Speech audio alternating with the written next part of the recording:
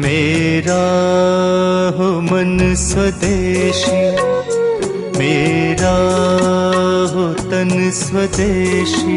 का इतिहास ऐसा है जो अलग अलग समय पर गुलाम हुए हैं और गुलामी के लंबे दौर को उन्होंने झेला है, भोगा है।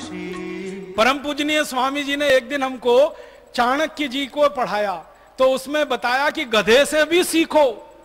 तो गधा भी कितना ऊंचा है, यहां तो अंग्रेजी वाले उसके भी नीचे हैं। उससे क्या सीख सकते हैं हम अंग्रेजी वाले से? गधे से भी कुछ सीख सकते हैं, कुत्ते से भी सीख सकते हैं, घोड़े से भी सीख सकते हैं, लेकिन अंग्रेजी वाले से तो वही सीख सकते हैं, rain rain go away come again another day. तो ये अंग्रेजी घर में से निकालो, जीवन में से निकालो। अंग्रेजी में कभी बातचीत मत करो, कोशिश करो कि अंग्रेजी के शब्द कम से कम आए, और अंग्रेजी बोलते समय कुछ गलती हो जाए तो शर्मिंदा मत होना कभी।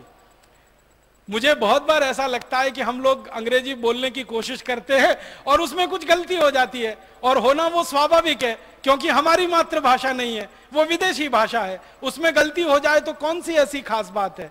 इसलिए अंग्रेजी में कभी गलती हो जाए तो शर्मिंदा मत करना अपने आप पर। मुझे तो लगता है कि अंग्रेजी में गलती हो जाए तो गर्व करना, क्योंकि वो मातृभाषा नहीं है हमारी, इसलिए गलती हुई तो क्या दिक्कत है उसमें?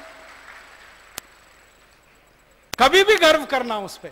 मातृभाषा बोलने में गलती हो जाए, राष्ट्रभाषा बोलने में गलती हो जाए तो शर्म आनी चाहिए अपने आप पर। विदेशी भाषा बोलने में गलती हो जाए बिल्कुल शर्म नहीं करना।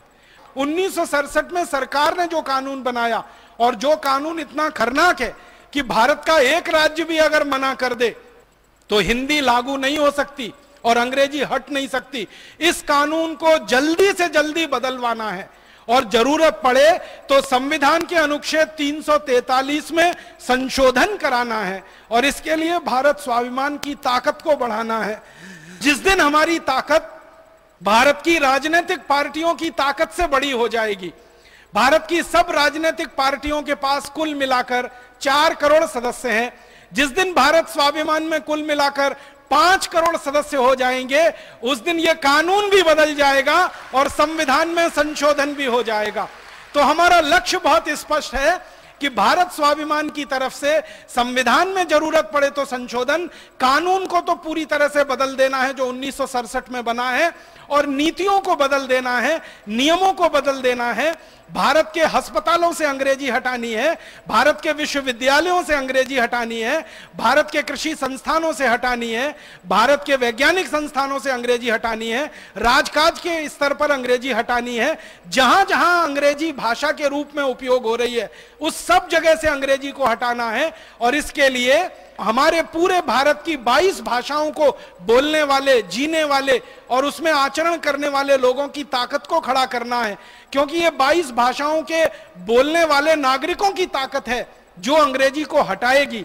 ये 22 भाषाओं के बोलने वाले नागरिकों की हिम्मत है जो अंग्रेजी को भारत से भगाएगी, और ये 22 भाषाओं को बोलने वाले नागरिकों की हिम्मत है जिसके कारण से इस देश से अंग्रेजी को हम 7 समंदर पार वापस भेजेंगे।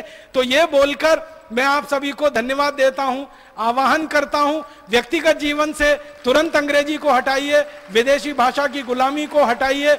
इस विदेशी भाषा की गुलामी ने बहुत लंबा समय हमारा ले लिया है, जिसके कारण हम पिछड़ गए हैं। अब ज्यादा हम पिछड़ना नहीं चाहते, तेजी से आगे बढ़ना चाहते हैं।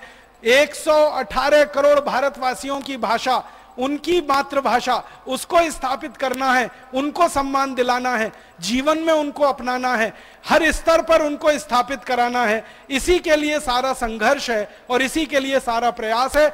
ईश्वर हमको सद्बुद्धि दे, ईश्वर हमको साहस दे, ईश्वर हमको पूरी हिम्मत दे, और हम सबकी एकता बनी रहे और आगे ये बढ़ती रहे, और हम इस उद्देश्य में सफल हो पाए।